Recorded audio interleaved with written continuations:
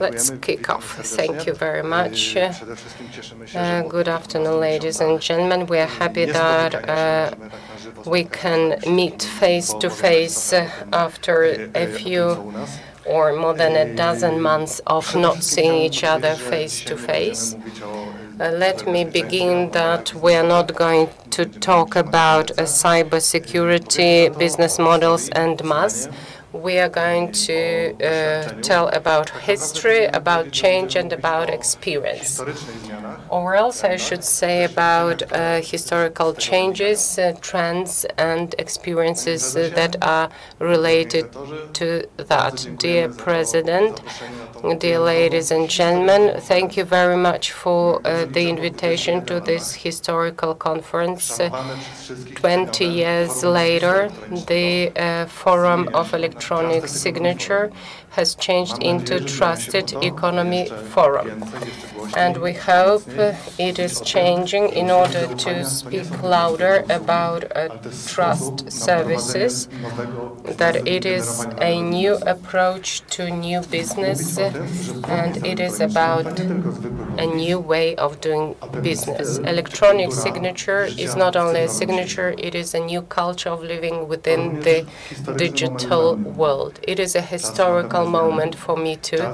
It's time for change, for new generations. It is time to invite a new generation on stage. So let me invite Adam Mioduszewski, who has invited himself to this stage, who is the creator of the innovation of the European Leasing Fund. Europejski Fundusz Leasingowy, European Leasing Fund, is appreciated by clients, by partners, by customers for innovative approach and credibility and reliability.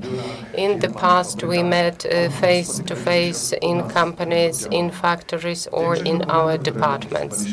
The majority of documents, agreements were signed on paper with a regular pen. And March 2020 changed our private and business life, turned it upside down, and our habits were frozen. We didn't know what to do next, what would happen next. The majority of us never used electronic signature.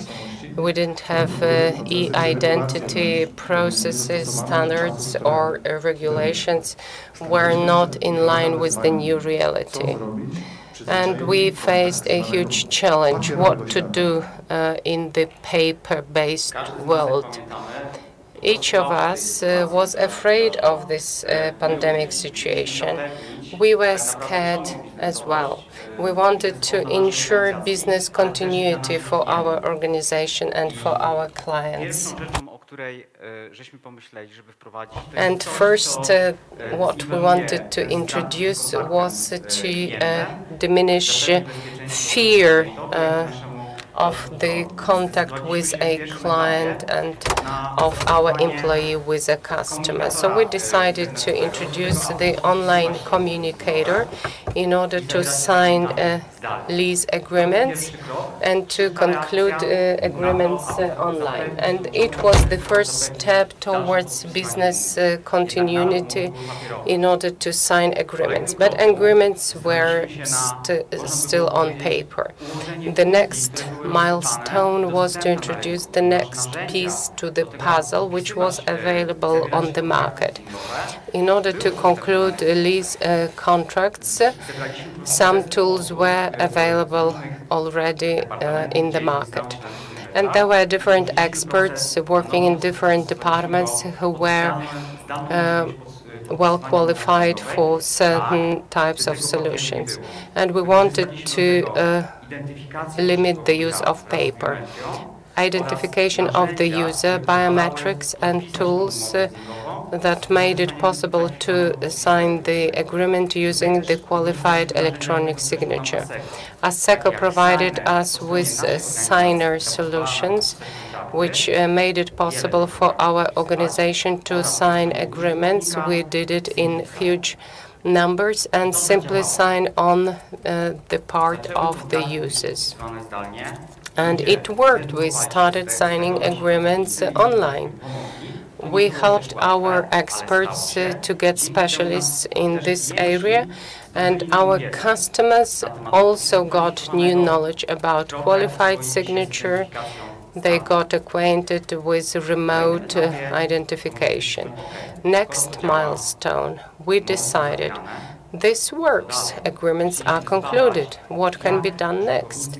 We wanted to analyze, to assess the way our customers perceive the situation.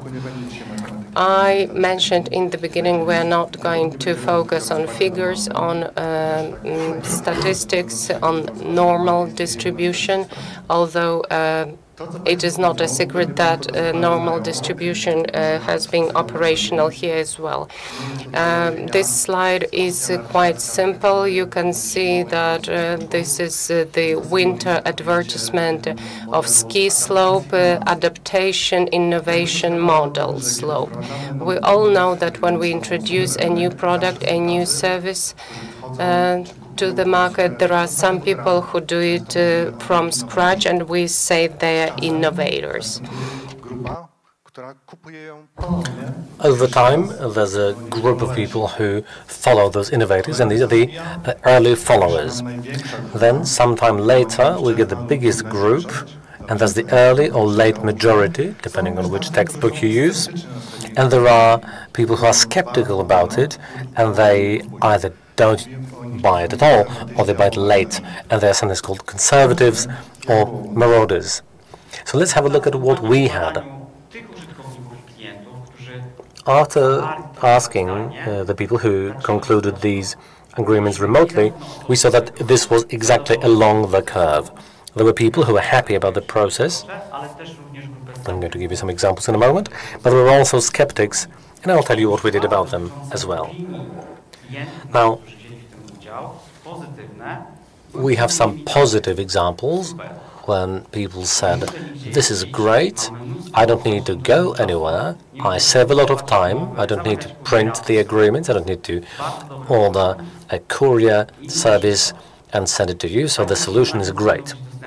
A different example was that this solution should be available widely to everyone. I wish my organization had something like this.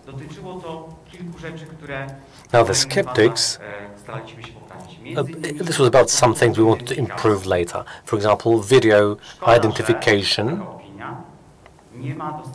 So they would say, it's a shame we can't do the video identification on your laptop.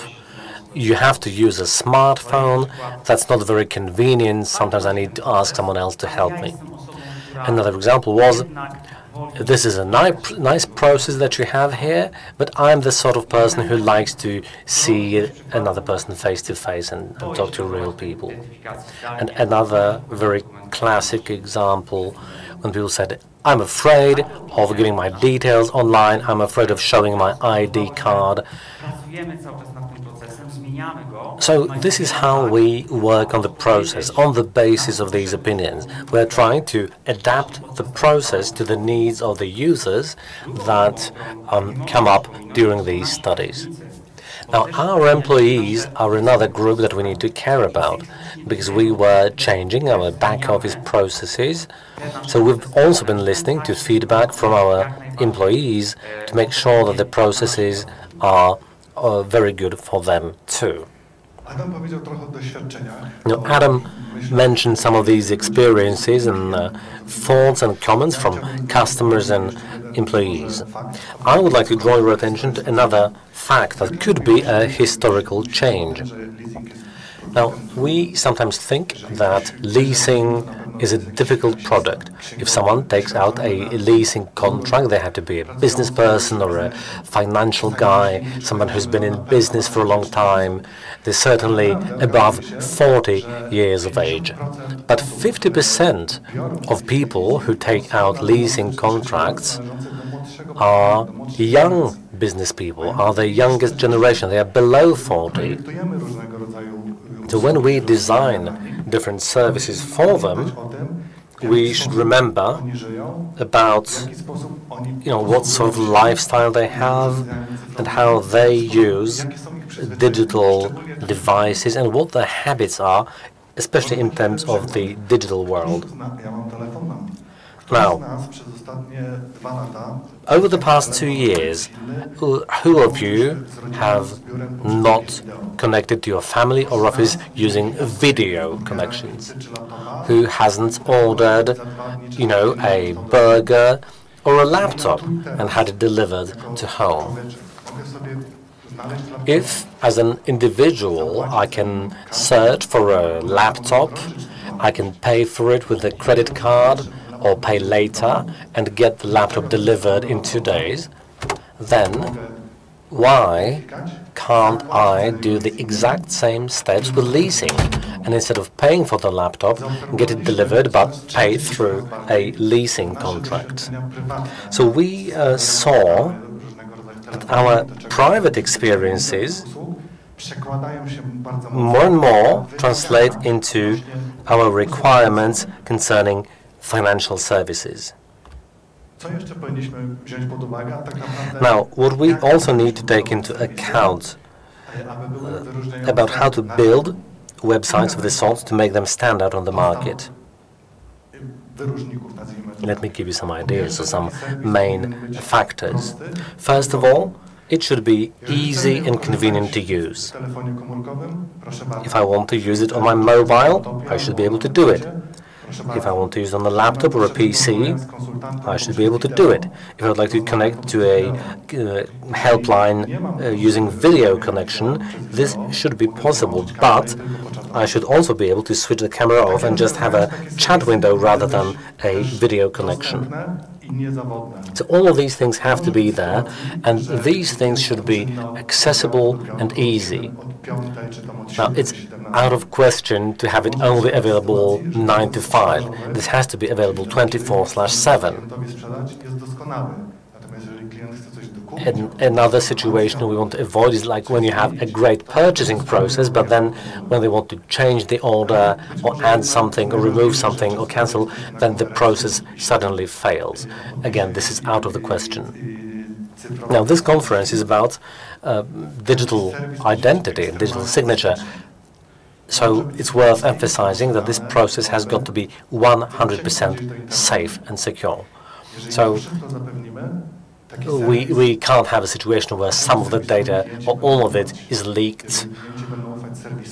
So if all of this is done, the customers will trust this service and they will trust the organization. And trust is one of the strongest emotions we have in our lives. So what should we do? Well, this is how we say one solution, one tool. And this ensures what Krzysiek said: convenience, availability, and safety. As a result, the thing is, we need an ecosystem where it will be possible for the user to provide us safely with their ID credentials. They will be able to do anything, like any agreement, any contract, for sales, for after sales, and anything else as well. And this tool should then be adaptable to different processes in different organizations. If this is done, then that will be a response to this revolution which we're facing. So are you going to join us? Now, when we think about developing these solutions and strategies, there are 3 questions we need to answer: what, how, and why. So we should actually give the answer to these questions in the reverse order. You should always start with why. Now, why is the most important question? Well, because this is the most emotional answer, usually. So answering why gets to the emotion center and loyalty center in our brain. And it's all about loyalty in this business of ours. So we have shown you what, we have shown you how, we have also told you why. The reason why we want to do it is because we believe that this digital world is just around the corner, and we believe that we can build this new digital world. It's like literally across the door. All you need to do is open the door and give people access to this new, comfortable and convenient life in the digital world. Can we do it? Will we do it? Well, it's all up to us. It's all up to all of us here in the room, irrespective what generation we're from. Thank you.